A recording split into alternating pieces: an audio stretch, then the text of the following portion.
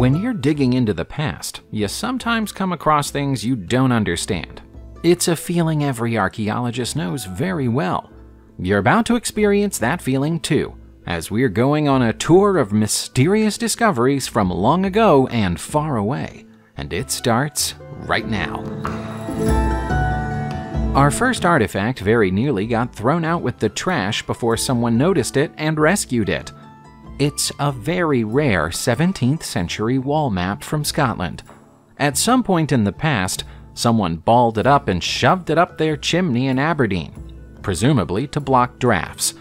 The home was renovated in 2016, and the blockage was finally removed, by which time it looked like a blackened bundle of rags. The homeowner threw it out, but then noticed while bagging up their trash that there was something marked on the fabric. They took it to the National Library of Scotland, where the truth was revealed. This is a map of the world made by the famous Dutch cartographer Gerald Valk. It's enormous, measuring 7 feet by 5 feet, and is one of only 3 that are known to have survived to the present day.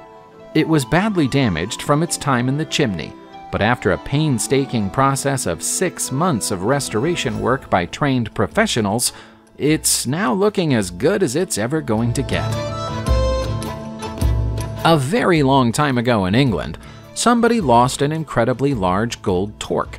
In November 2016, the torque was found anew by someone with a metal detector in a field in East Cambridgeshire.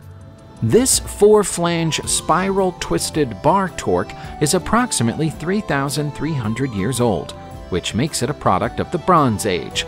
Historians are at a loss to explain what it was used for. The twisted bar is more than 4 feet long, with 4-inch terminals at each end extending it to 4 feet and 10 inches. Aside from being the largest bar torque ever found in the country, it's also one of the heaviest, with a weight of 732 grams. The famous archaeological site of Must Farm is only 50 miles from where the torque was found, so it's possible there's a connection. Scientists who've tested the torque say it's 87% gold and 13% silver, which is about 21 karat gold in modern parlance.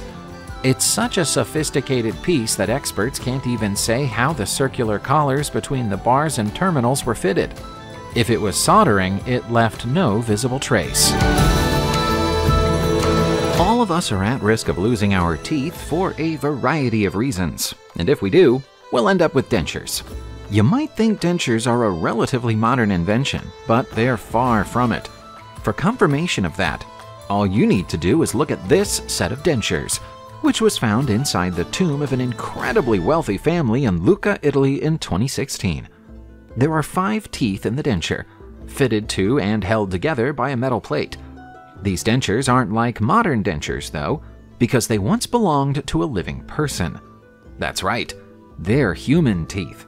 The tomb belongs to the Guinigi family and contains the remains of more than 100 people buried centuries apart, so identifying the owner of the dentures is likely to be impossible.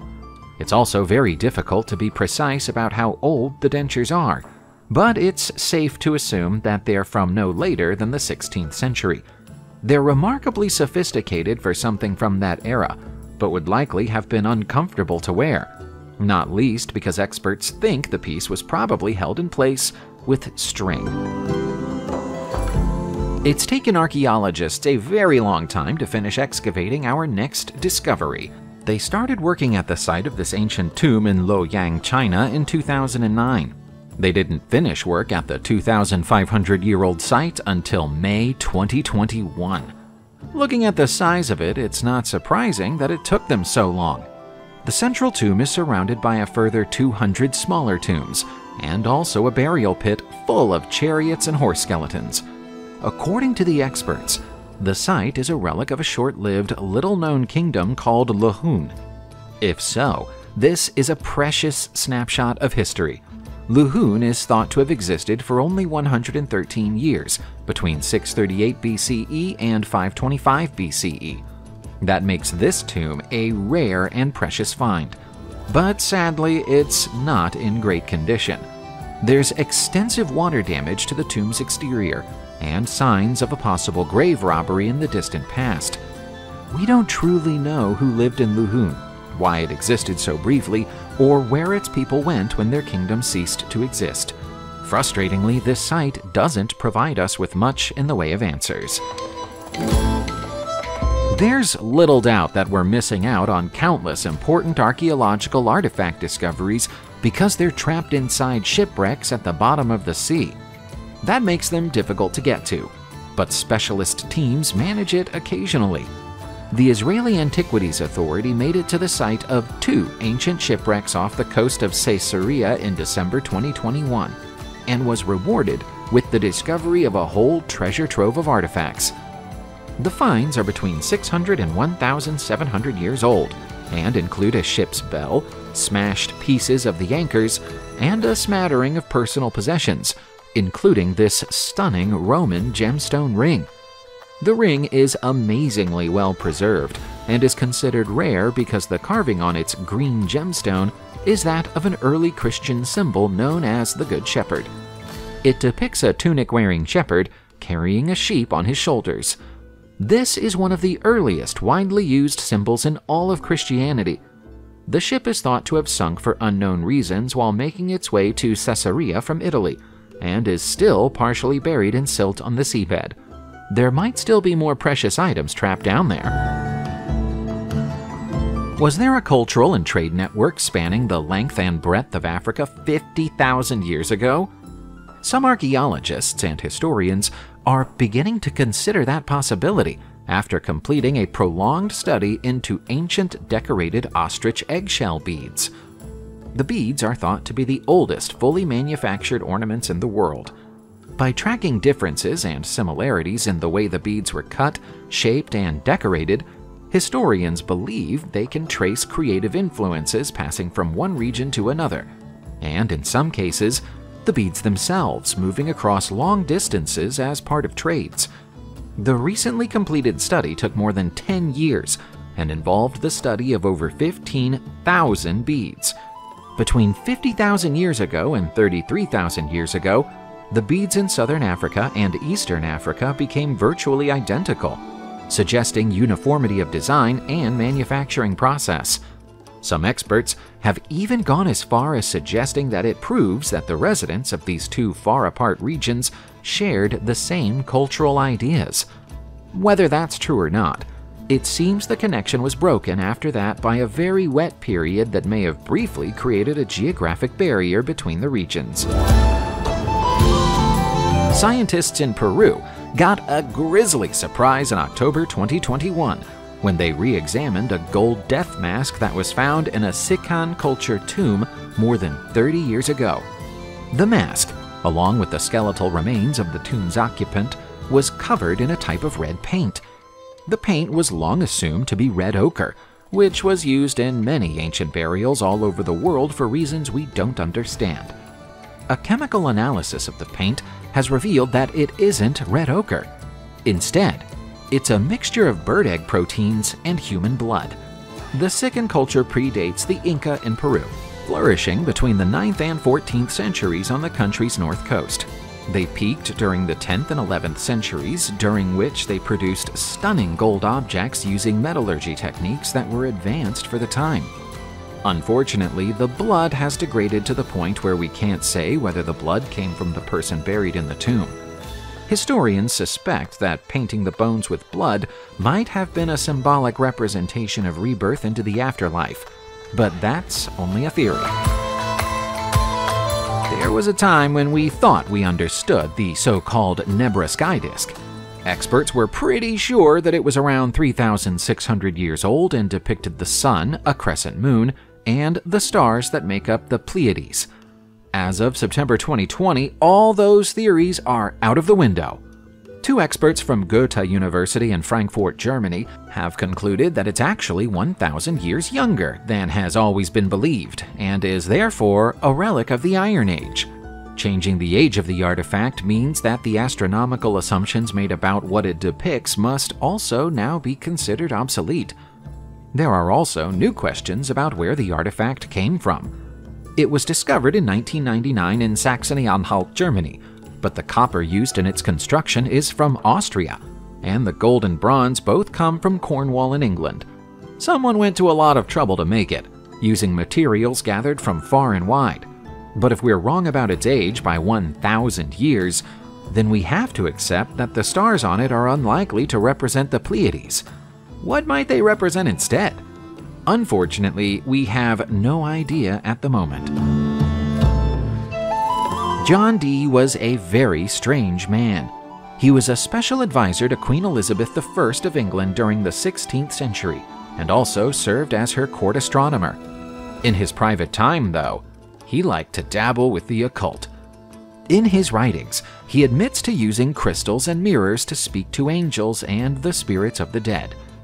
Dee was 100% convinced that his methods worked, and was especially impressed with the effectiveness of his so-called spirit mirror. In October 2021, we found out why Dee was so taken with the object. The Obsidian mirror wasn't made by Dee, nor is it English in design. Instead, it's an Aztec relic taken from Mexico, as confirmed by a new geochemical analysis of the artifact. The Aztecs believed obsidian to be a material with supernatural properties. They used it in medicine, and also in the composition of their battle shields. More importantly, they, like Dee, believed the reflections in the mirrors could be used to communicate with spirits. The question of how John Dee could have known what the Aztecs used these mirrors for is one that will probably always remain unanswered. One thing that every human being on the planet has in common is that they need to use the toilet. That doesn't necessarily mean that they have access to a toilet, though. Not everyone has a toilet today, but things are better than they were 2,700 years ago. Back then, having a sit-down toilet was a luxury enjoyed only by the rich. Here's one such 2,700-year-old luxury toilet that was found during the excavation of an ancient mansion in Jerusalem in early October 2021. Only a handful of private bathrooms of this age have ever been found in Jerusalem before. The toilet is made out of limestone and comes with a carefully carved seat and a hole in the middle for, obvious reasons. It even had a septic tank beneath it. 40 ceramic bowls were found arranged around the toilet in a circular formation. It's likely that they would have held incense or perfumes that would have been the equivalent of air fresheners. It hasn't yet been possible to prove who the mansion belonged to, but it's likely that it was one of the various kings of the Judean kingdom. Does a small clay tablet contain the oldest known example of applied geometry in the world? The archaeologists who rediscovered it in April 2021 certainly think so, and so does the mathematician he took it to for verification. The tablet is around 3,700 years old, but for the past 100 years, it's been in a storage museum in Istanbul, Turkey. It's thought to have been found in Iraq during the 19th century, but was considered so unimportant that it was kept in a part of the museum that isn't accessible to the public. That perception has now changed. Dr. Daniel Mansfield from the UNSW Sciences School of Mathematics and Statistics says that it's the only example of what's known as a cadastral document from the Old Babylonian era. The tablet would have been used by ancient surveyors to define and record land boundaries, and they used applied geometry when doing so. The calculation recorded on the tablet includes a Pythagorean triple, which creates a perfect right angle. This remarkable discovery makes a mockery of the name. We call them Pythagorean triples because we think he invented them, but this tablet was made about 1,000 years before Pythagoras was born. It's taken years to unlock the secrets of the Noceto Vasca Votiva, but in June 2021, archaeologists finally cracked the case. This unusual underground monument was discovered in Italy's Po Valley in 2005. It was identified as either a wooden water tank or perhaps a communal bath, but that's all the archaeologists of the time could come up with. It took a recent radiocarbon dating breakthrough to reveal more clues, including the fact that the structure is 3,400 years old.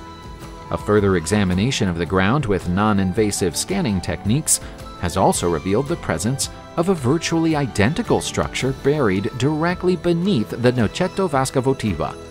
That isn't the only thing that's buried here. The scans and subsequent digs have uncovered a significant number of ceramics and figurines, all of which were buried on purpose. Based on all of these things, it now seems highly likely that there was once a water cult at this site, and that the bath or tank was at the center of their ritual activity. Given that they built themselves a new structure right on top of the old one, it's possible that they first arrived here even longer ago than 3,400 years. Subscribe to the channel, turn on the notification bell, and enjoy watching new videos on my channel. Thanks for watching, and see you soon!